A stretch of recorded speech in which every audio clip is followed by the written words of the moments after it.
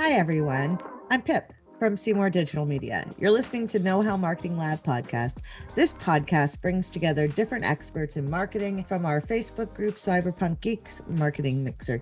Each week we get on here and we talk about something search marketing like Google Ads or SEO, social media marketing from Facebook to TikTok, or website marketing.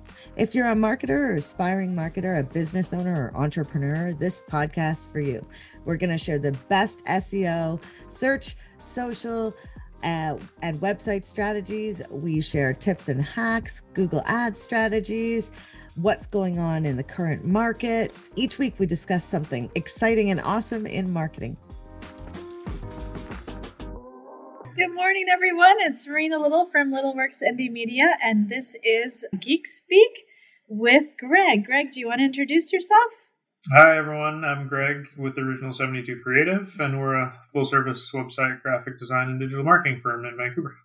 And today we're going to discuss design for advertisements, which is one of the things that both Greg and I had a lot to talk about, a topic that we both are really interested in. We work with designs for this in particular very often.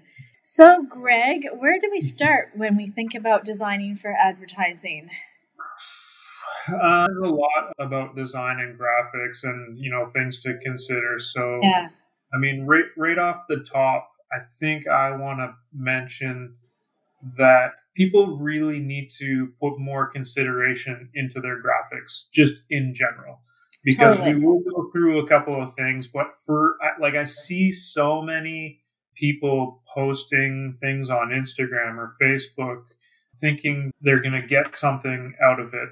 But the graphics are just like, oh, I'll use this. And like, it's an afterthought almost. Like I need something to show what I'm talking about. But there really needs to be a little bit more thought and care put into what it is you're trying to do. And that goes back to previous topics of really knowing what it is you're posting for, having that plan together. And creating the graphics in certain ways just complements that knowledge that you have behind you and shows how much more professional and put together your advertisings will be. And I find a lot of people don't do that enough. Yeah. So I'd like to make a distinction here because you use the word posting. And for me, there's a really big difference between posting and advertisement. So I'm thinking about like running Facebook ads in particular. A lot of these things, these tips that we're going to come up with today or present today will go through posting too. But one of the biggest problems that I have is that designers are not necessarily savvy on what happens on the Facebook platform. So they don't really understand how the platform affects their design. And so a business owner might say, hey, designer, I'm going to launch this product. I want to have all the information on here. Generally thinking back to newspapers, or they're thinking posters, or designers will naturally go to those things when they think about advertising. And they often lay things out that's best for print and posters. And not because they have no experience working on the back end of actual ads. So we don't want this to be an afterthought. We don't want to like get all of our stuff ready. Like we don't want to put it up on the website, create all the collateral on the website, and then say, okay, now we're going to push it out on our socials. So I need an image. So there are three things that we want to consider. One is imagery, like what you're choosing. The other one, and we're covering all of this, placement of the components. And then what the Facebook and Google platforms, what they do with the imagery based on the different outputs. So you can't have the same image for everything. You generally want to either choose the most optimal that will look okay across all things, or you want to create separate images for placements. So, Greg, one of the things that I do with my designers, and I'm going to just ask you the question, is I know from my photographer days, not that I was a professional photographer, but I did go to school for it, is that there are some placement considerations that you want to make when you're placing multiple components. So it might just be text on an image. It might include a couple of images with some text. But what do you recommend for the person that doesn't really know design very well? Where do you start?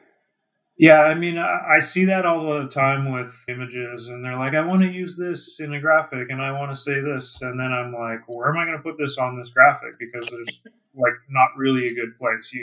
So considerations for me are to make sure that the images that you choose, the item that you want to be most focal in the picture is not dead center. Want it to be off to one or the other side, Mhm. or in an upper or a lower section, so that so consider when you're looking at images where that text will be placed to a spot on the page. Yeah. Yeah. So if you haven't heard of, the golden rectangle or the golden means or I like to call it, golden ratio. I like to call it the tic-tac-toe, tic-tac-toe board. Because if you think about it, if you can break your image up in 2/3 that way and 2/3 this way, like into thirds both ways, then those lines are the important lines. So you want to sort of like make sure that you're not to the left or to the right. And then if you've got a person in there, you want to consider like, where do you crop them, how do you move them, because there are a few basic points. So if you're going to crop top of the head a little bit, not too close because that makes people look weird, but a little bit off the hair is okay. And then you want to crop people sort of at their short sleeve line if you're going to crop them along the top. And then if you're going to crop a sort of a body, you want to crop sort of the top third of your thigh. And then if you want to crop any lower than that, you don't crop at all, and you always include the shoes. You don't want to have people starting at the ankles, or the mid calf, which is actually it's quite common to see people do that when they're doing their own stuff. And then the other thing that you want to do is when you're thinking about those sort of thirds, you want to crop people. You want to put their eyes on one of those lines, or you want to put their lips, their smile on one of those lines. Those are pretty good things to remember. And then the text, if you have a block of text, it's the center of the text that you're matching up with one of those lines, not the top of the text or the bottom of the text, but the center. And that should generally keep you online.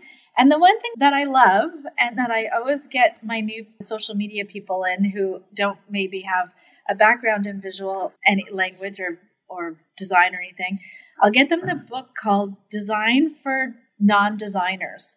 And it just gives some really easy tips, and you can just thumb through and mark the spots for what, the different ways of thinking about how squishy your text should be, how big it should be, and should it be over to the left, should it be over to the right? Like, if you have the person looking in this direction, where should the text go in relationship to that person looking in a direction? All of those kinds of things are easy little tricks to pick up if you're aware that they actually exist. And this book is great. It's just a easy reference book. And then you were bringing up focal information, Greg, and I'd love for you to chat a little bit more. How do you handle hierarchy of information? Because I think that's what it is. It's deciding the hierarchy on your information. Yeah, so essentially you want to have a good size heading, and the heading should be impactful and really capture what your advertising is supposed to be about. The second thing I typically see that are wrong with some graphics is they have a nice large heading and oriented nicely on the image. There's a little bit more detail in a smaller font right underneath the heading. Sometimes it's small, sometimes it's maybe a sentence or two. And then thirdly, there is like a call to action or button or something saying like sign up now or that kind of a thing to get people to act. And what I notice a lot is that the size of the secondary text underneath the heading is smaller than the call to action button or text, which if your eye is going straight from the caption heading to that, they're not seeing that secondary text, which should be more detail about what it is you're presenting them above that caption. Yeah. And a lot of people will skip it, and because the button might be bigger or the call to action is bigger, and they're skipping over that information, and you don't want that to happen, because then they're not having enough information to, interact and fulfill what you want this graphic to achieve for them, because they don't go back to that, because they go to the heading, then they go to the next biggest thing, which might be the call to action, and they just skip over that other text. I see that a lot. So what we're talking about here is the flow of your eye through the information. So what's the direction and the movement that your eye takes through an advertisement is pretty important. So just on that note, this is where I butt heads with designers because and business owners, because I don't really want that secondary information on the image at all. And I sometimes don't even want that button on there or the call to action, depending on what it is. Because when I put those advertisements up on Facebook, the call to action, the call to action is the heading, like a little heading on the bottom of the image. The button is separated outside, and then there's a nice little spot for all that text to go. And so I don't like it when we repeat what's in the image and what's in the text. And what's in the text is super important. Like what gets put in the status is really important because electronic readers will read that. That's how Facebook organizes its search. If you're searching for events, for example, it'll show up from there. Details can bring your event up for certain search results. So we don't want to skip putting that stuff into the actual platform. So I don't really, and also then the other problem is that are people looking at this on a desktop or are they looking at it on an iPhone? So when you put the information on the images, that image goes shoo, and then all that little text goes shoo, and then all of a sudden no one can read it anyways. So that's why I like to have the secondary text in this status. Do you like my little sound effects? I mean, I worked on those all night. I've been practicing those. I mean, it was the total shrinking sounds. Exactly, right? So I feel like we really need to know what the application is for these images when we're deciding what kind of information to put on the image, because I definitely think there are some key points that you could put to make things pop. But the one thing that always gets me is that people put their event name on the image and then, it comes up in the Facebook event page and it comes up on the Eventbrite page. And so it's just a duplication and it doesn't add anything and it doesn't help. I don't think it really helps that much. I don't know. Maybe I don't know. Yeah, I was sort of coming at it, I guess, less of from the point of view of it being specifically for a Facebook ad, which is how you're coming across this, and I completely agree. Yeah. And just in general, you have to think about your graphic, what you're going to be using it for, and only put on it what is really needed, because it's not like you want to clutter the entire graphic with all kinds of text. Yeah. And like you absolutely don't want to do that. You want to keep it minimal, but get a point across to capture someone's imagination. So sometimes instead of putting the event title on the image itself, what I like to do is one of those little red banners that go across the corner that says, only 10 tickets left or only 5 tickets left or whatever it is. That will help to move people to action because it's limited, right? So anything that creates that kind of like, ooh, I better get my ticket now before it sells out, rather than if you have just an event that's there that doesn't actually tell you how many tickets are left. People think that they have all the time in the world before the event time to purchase that ticket. So those kinds of things will move people to action. Want to know more about SEO? We've got a class for that. Our mission is to educate students about the right tools, techniques, and strategies to grow their businesses using the most up-to-date search engine marketing optimization techniques and tools. Find out more at knowhowmarketinglab.com. Okay, so the next thing that we want to talk about then is different placements. Can we talk about placements now? Yeah, placements from the point of view of placing text within the image. No, sorry, placements in apps, like placements. So, for Oh, example, where you're going to use the images. where does it go Yeah. in Facebook itself? So, here's the other thing is that most people don't know on the platform because they're just hitting boost on the front. They don't actually look at their image and organize their images well for placement. So, what happens is you watch it on, you've made an image that's this shape for your Facebook desktop because that's usually what you get from a designer unless you ask for other things. You might get a square for social, but you'll either get a square or a rectangle. And then all of a sudden, Facebook is trying to shove that thing onto stories and it's cropping it in this direction. And so when you go into the ads manager, you do have the ability to crop your photos manually, which is very helpful because sometimes all you need to do is move things over slightly and then you get most of the important bits in there, enough of the important bits in there to run the ad in that spot. But sometimes you absolutely don't and it looks terrible. So it's really good to go and do your ads on Ads Manager instead of just hitting that boost post. And then you get the ability to also upload independent images for those particular placements. So you can ask your designer, if you give them the specs, you can ask them for a different aspect ratio. So aspect ratio is the ratio of the across to the down. Most people don't know that. They ask for what size and they want like centimeters or they want, pixels, but it doesn't really work that way. Aspect ratios is easier to work with. And every platform has their aspect ratios organized online. You can just Google what you need for each of them. But generally, a square will be the best if you don't have the money for all of the iterations on Facebook. But if you can, it's nice to get a square plus the little mobile phone shape size, which is 16 by 9 Yeah, aspect I think ratio. the most important thing to think about really is whether or not you want to use these graphics in multiple locations, like on a full portrait mode on a mobile phone or desktop. And typically for desktop, for the easiest compatibility, like you said, Square would be your best option.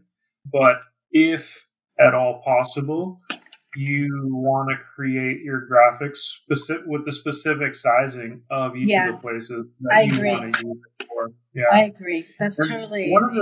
one of the good things about some of the graphics applications that are out these days, like I know Canva for sure, and I use Figma, Oh, yeah. XD, they all have pre-sizes Yeah. in the system. So if you know offhand where you're going to start to use these graphics, you can specifically pick those aspect ratios Yeah. in those applications to start creating your graphics. Yeah. It makes it really easy to just start with the Yeah. sizing that they And provide right there for each of those. yeah, and pro tip, if you're doing one advertisement across a bunch of different places, start with the square, then you can edit that into the 16 by 9, which is the mobile phone version.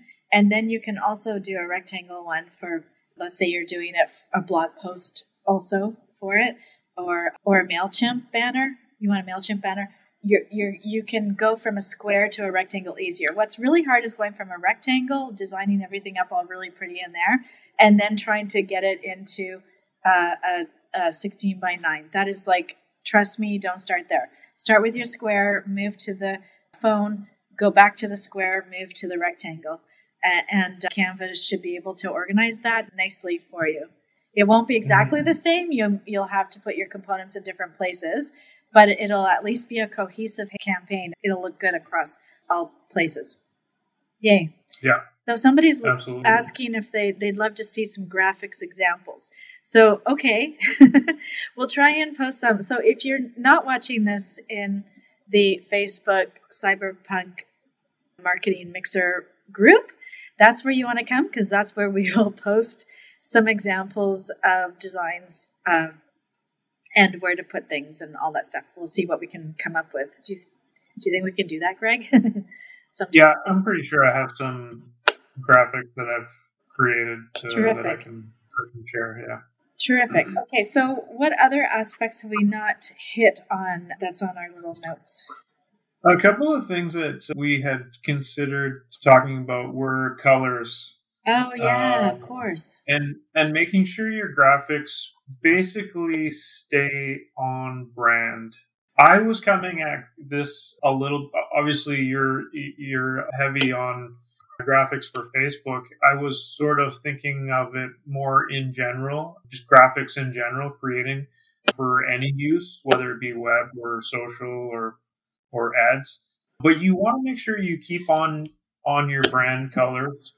And one of the things that I was telling you about that I was confirmed with recently was specific colors for call to actions and things like that Oh, yeah. in graphic or just Yeah. on a website in general. Yeah. That the color theory of using a blue or a red or a green button over another color to get more Yeah. clicks or more traction on Yeah. an ad is like completely unfounded. And what Yeah. you really need to focus on is keeping on brand colors for your business and having as much contrast as possible in anything that you really need people to notice or take action on. And the contrast really is what's going to make people see and make the graphics more usable. Yeah. So I just want to expand a little bit about what you mean by brand colors, because I think that sometimes business owners get a little bit mixed up and a little bit rigid in what that means. And so brand colors is more than just what your logo colors are. So what we don't really want to see is people designing entire websites and everything that they do in just the colors from their logo. What generally we do after we establish your logo colors is we create a palette, a branding palette of colors that complement your logo colors. So generally they're going to be, if they're done well, in my opinion, I like the ones that are, sometimes they're analogous, which means similar color ways. I like the ones that are contrasty because that actually, like, not contrasty, what's the word? What's the word for the colors that are across each? Complementary. Right. So if you work with a complementary color palette as opposed to an analogous color palette, you will automatically build that into your palette and into your brand, which makes it a lot easier when it comes to making decisions on what colors to use for your call to action buttons, for example. But what we noticed yesterday, which was super fun, because we went through a whole bunch of big multinational e-commerce stores the other day to see, because it wasn't that long ago that marketers were telling you, make those call to actions in bright red and get those people's attention. And it's like, people are not dumb. If they want your thing, it's not going to be the color red that makes you buy. It's going to be actually how it's going to affect your life and make your life better. That's what's going to make them want to buy. And then they will find that complementary button. But what we noticed was that there is really a unified approach to e-commerce at the moment, especially in fashion. And that is sort of like this really clean white space. And then that allows all of the product to pop because it's not in contrast to your brand colors throughout the whole site. And even a lot of the brands that we knew that they had colors, even they would put their logos up in the left corner, very quite nice and small, like how we like it. But they would put them up in the black tone rather than their actual full color. And then the other thing is the buy buttons were usually black on the white background. So they were easy to pick out because against the color of the product and the white background, black is actually a really good choice. And it seemed to be the aesthetic that most of the fashion big brands were utilizing. And then here's the other thing that you can do when you think about your brand colors. You can also introduce every now and again a color that's not part of your brand, which is was it the Bay that was doing it, or was it the Gap? I forgot. But one of them had. We looked at the Bay and it had red and green. Yes, that's the one. But they were both red and green are part of, like, they have that multicolor yellow, that's right. red, green, that's true, black. But that green, wasn't that green a little bit different than their brand green though? Like, I thought it was more of a Christmas green. Close enough, but okay. yeah.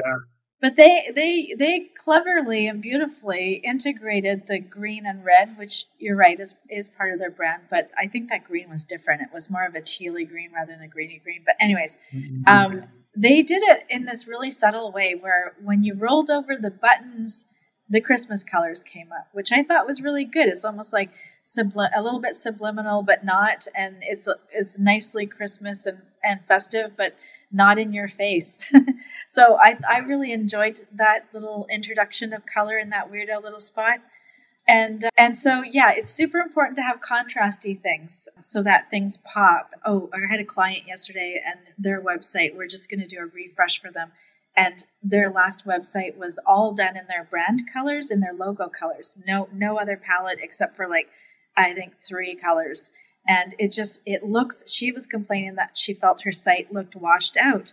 And that's why it looks washed out, because you're using, and it's not washed out. Like it is all 3 of them are beautiful colors, but it just has the washed out effect because it's not contrasting. There's nothing contrasting with it. So color plays a super important part because it affects your psychological response, how you respond to it. I know we're creeping up on a minute left here, and there was one last thing. Do you have one last thing too? Do we have time for one last thing? Maybe it's the same last thing. We'll go with mine first. Okay. It was about spacing as well as alignment. It was spacing and how content on your graphics line up.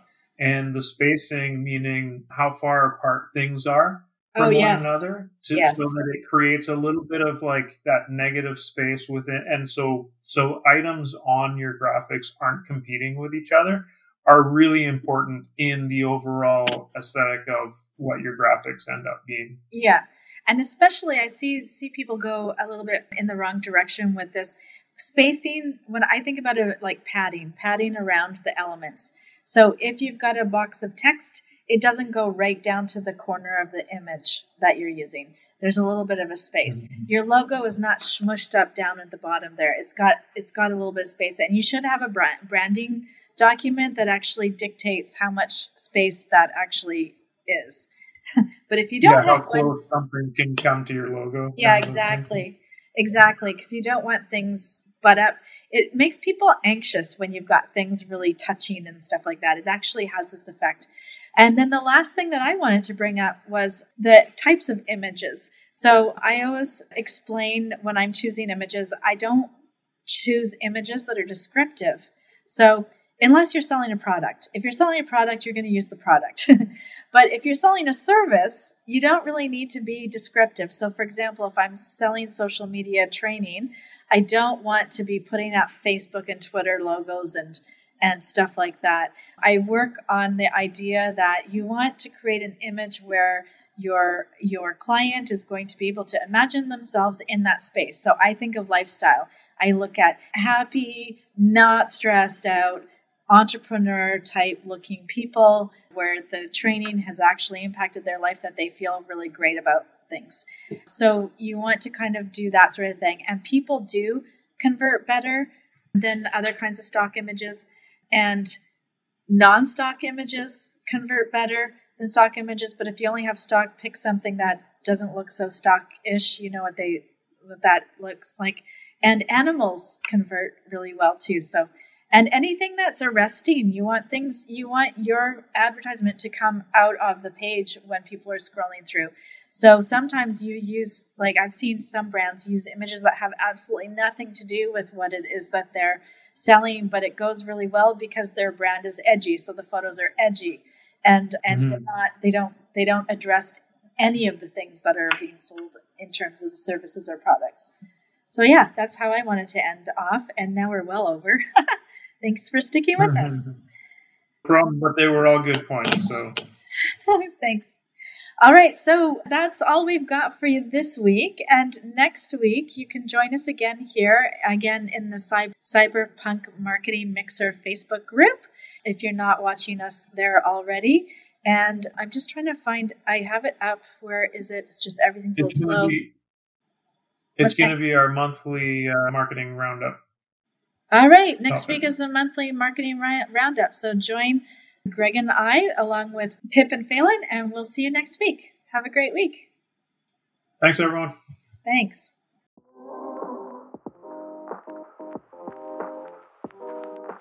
The conversation never stops in our Facebook group, Cyberpunk Geeks. Join us at facebook.com/groups/cyberpunk geeks to ask your questions, meet new friends, and learn even more about search, social, and websites.